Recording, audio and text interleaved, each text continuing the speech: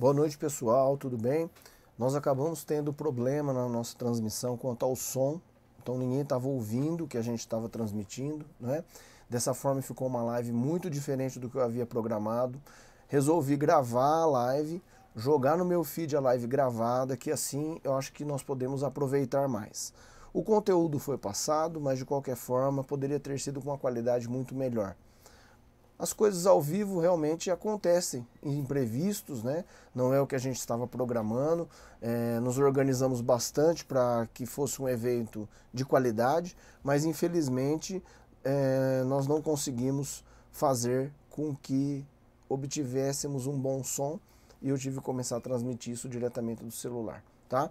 Bom, para quem não me conhece, meu nome é Giovanni Fidelis, eu sou coordenador do curso de pós-graduação da Praxis aqui em Brasília. E eu sou professor também da Integrale em Londrina. E eu estou disposto hoje a compartilhar com vocês algumas informações sobre tracionamento de caninos, né? Então, não é um tracionamento de canino tradicional.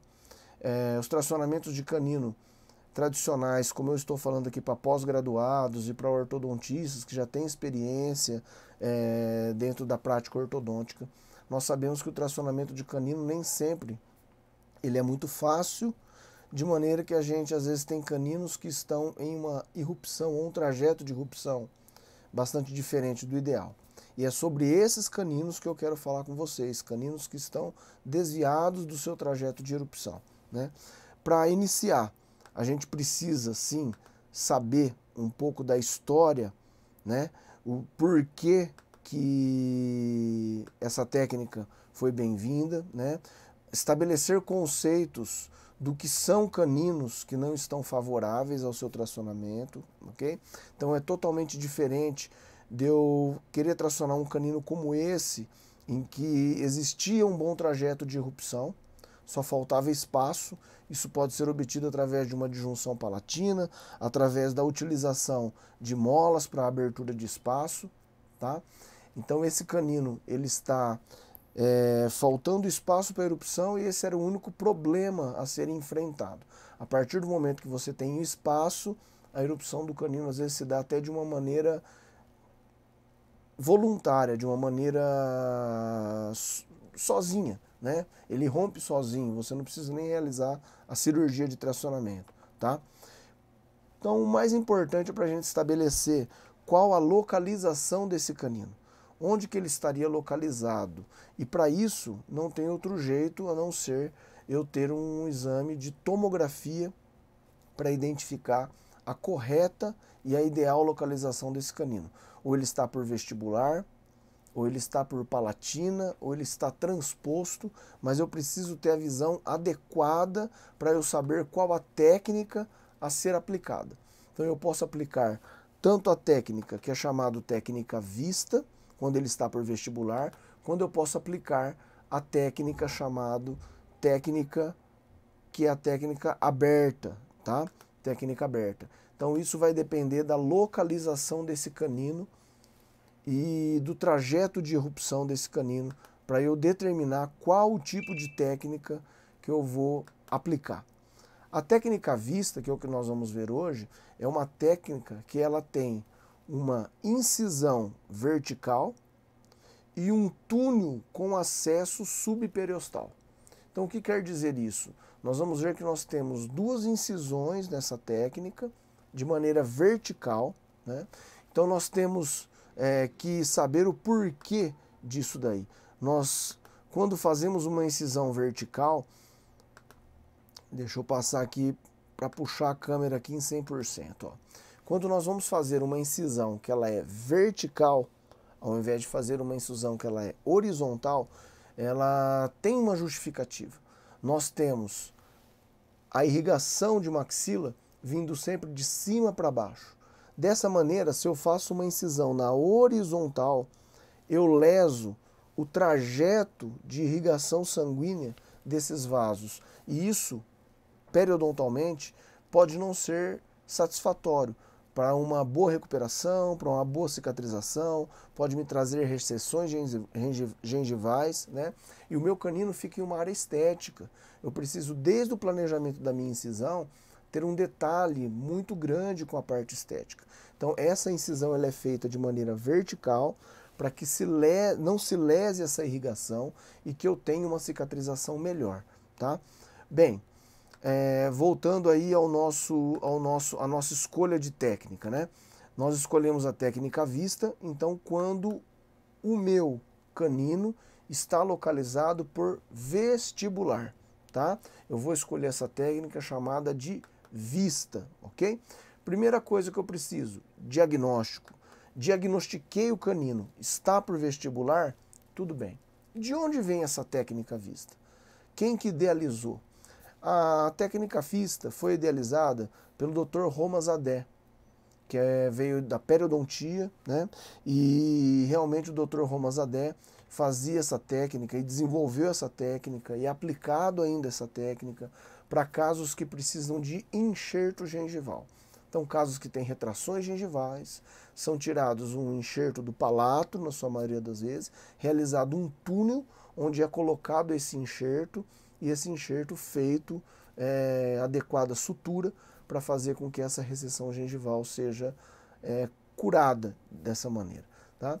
E essa técnica ela foi adaptada à ortodontia pelo Dr. Chris Chang, que é um ortodontista que dispensa qualquer tipo de apresentação aqui no meio ortodôntico, né?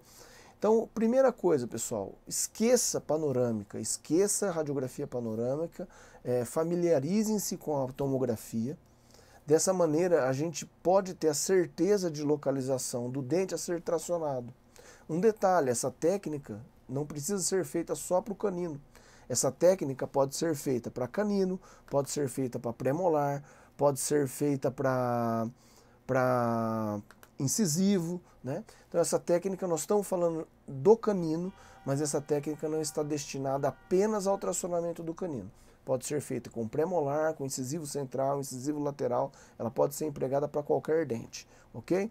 Bem, voltando lá à nossa localização de panorâmica, a partir do momento que eu tenho a localização do meu dente por vestibular, é possível eu realizar o início de tracionamento. Dê uma olhada nessa imagem aí da esquerda da sua tela e você vai observar o canino quase que transposto ao incisivo lateral. Um detalhe importante é que a raiz do canino está localizada no local que seria ideal para a irrupção do canino, enquanto a sua coroa está em direção a transpor o incisivo lateral.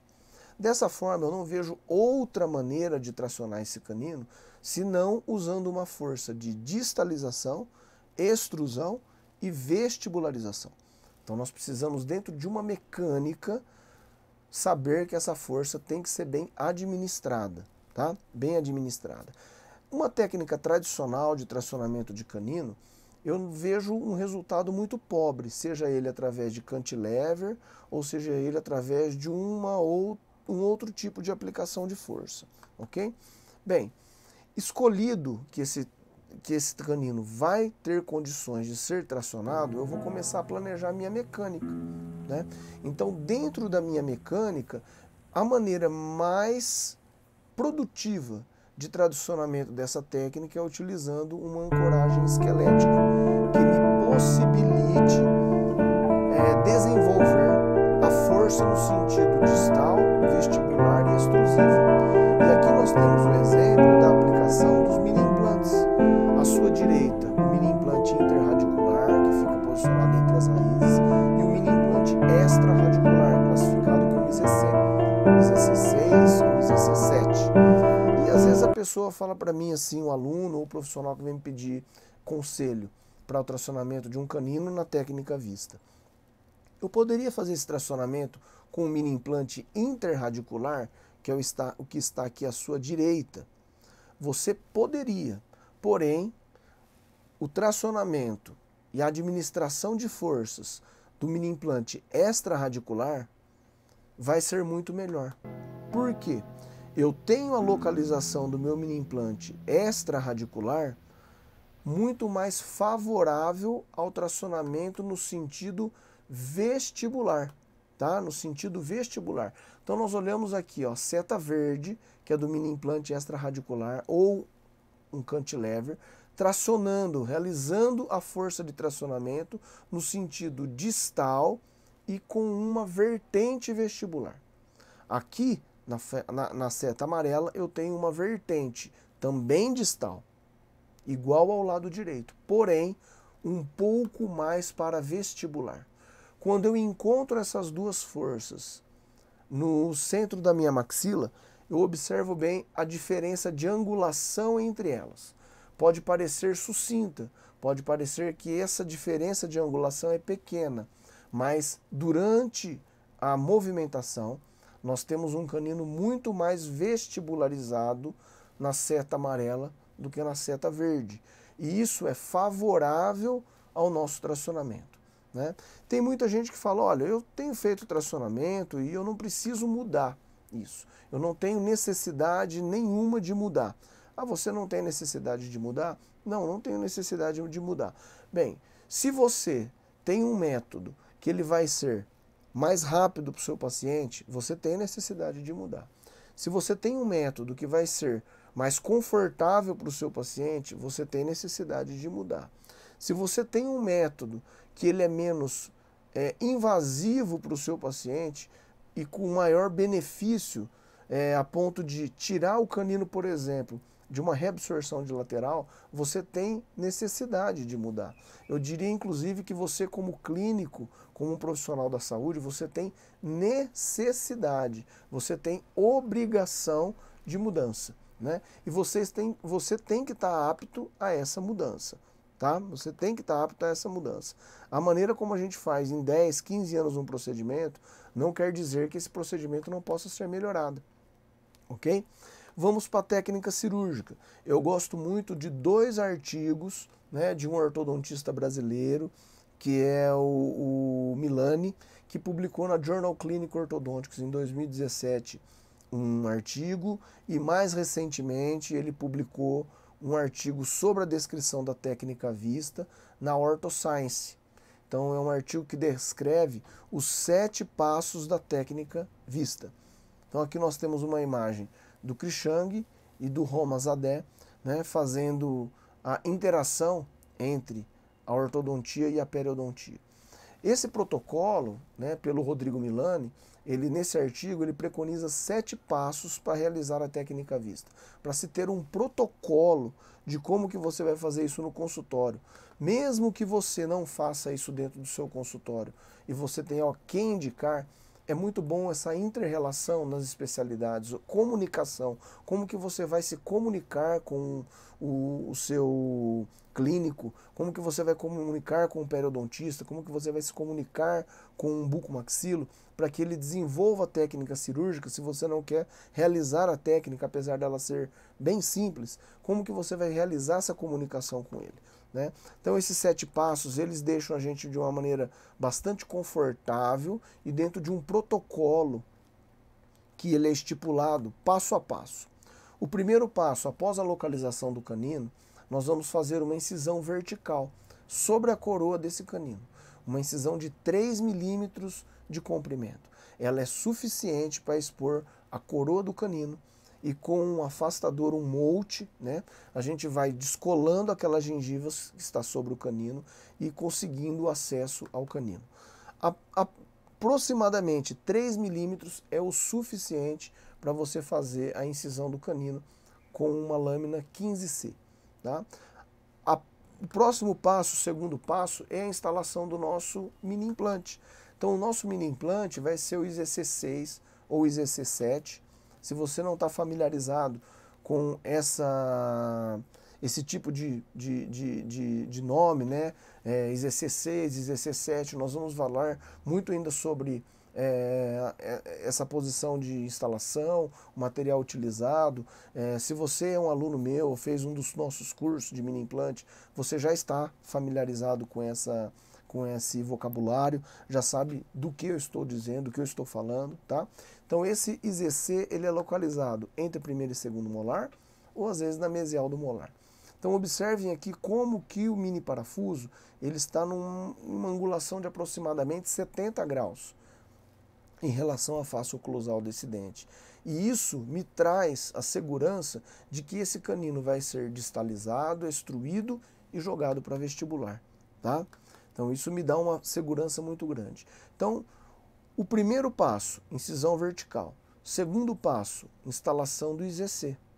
Eu tenho que observar que essa cabeça do mini implante, ela está localizada abaixo da incisão realizada para o tracionamento do canino.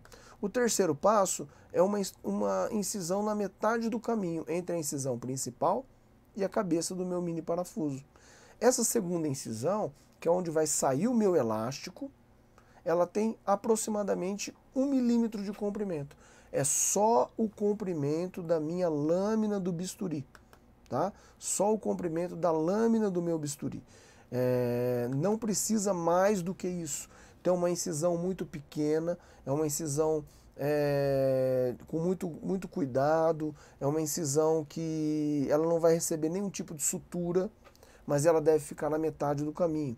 É essa incisão que vai me dar condições de fazer a entrada do elástico do tracionamento, passando por um caminho por baixo do periósteo, saindo nessa segunda incisão e ligando ao mini implante. Tá?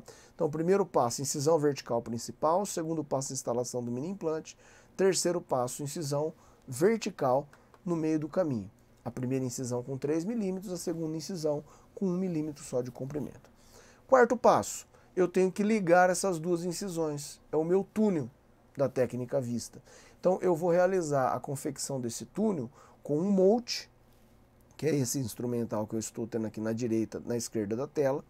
Na direita, um detalhe do molde, que ele parece uma colherzinha, ele é cortante, bastante cortante, e eu faço a tunelização. Então eu coloco o molde na primeira incisão e vou, a caminho da segunda incisão, descolando todo esse periósteo, descolando o periósteo e fazendo com que eu chegue à segunda incisão em um túnel. Posso fazer com um tunelizador? Também pode. Esses instrumentais são muito comuns da gente encontrar na parte de periodontia. Quem é periodontista aqui, está assistindo a live, sabe que esses instrumentais são muito fáceis de serem achados dentro do arcabouço, né, de materiais de um periodontista ou de um bucomaxilo, tá bom? Beleza?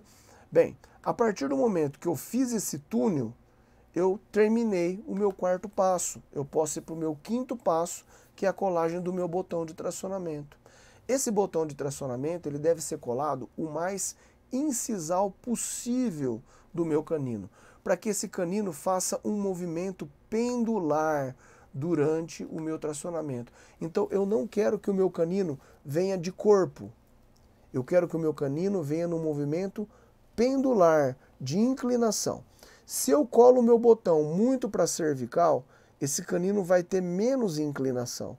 Nesse tipo de movimento eu não quero isso. Eu quero que o meu canino pendule. Então eu vou colar um botão na incisal do canino para que o elástico faça esse movimento de tração para distal, de vestibularização e de extrusão ao mesmo tempo, tá? Ao mesmo tempo, tá bom, pessoal? Bem,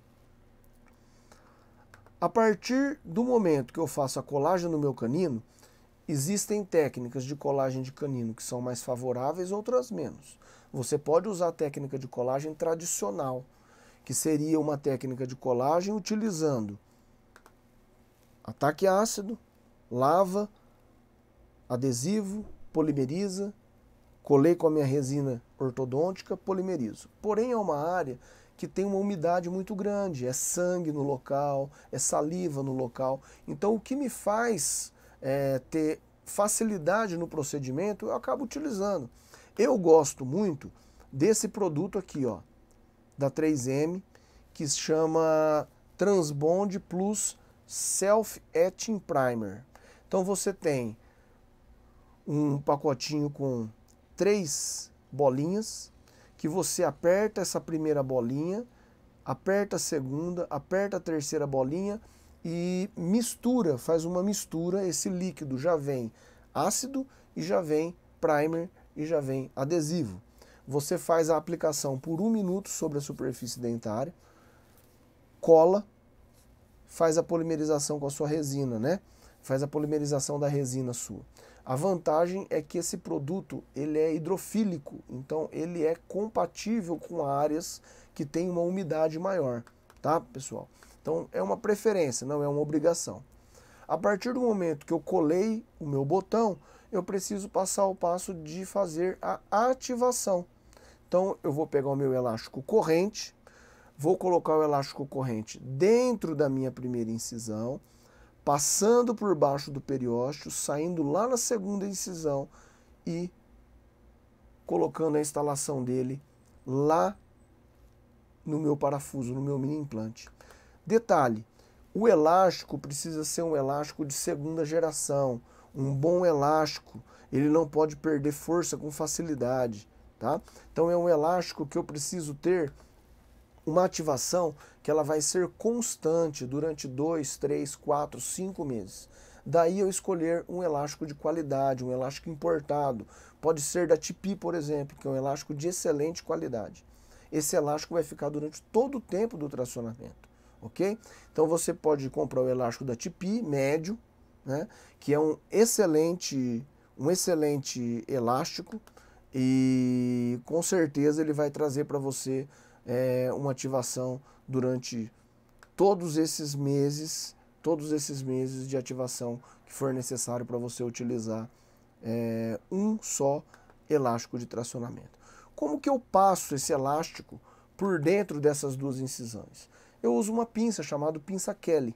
Então essa pinça ela é bastante delicada, bem fina, a ponto de eu colocá-la dentro do meu túnel e conseguir fazer a ativação do meu elástico corrente.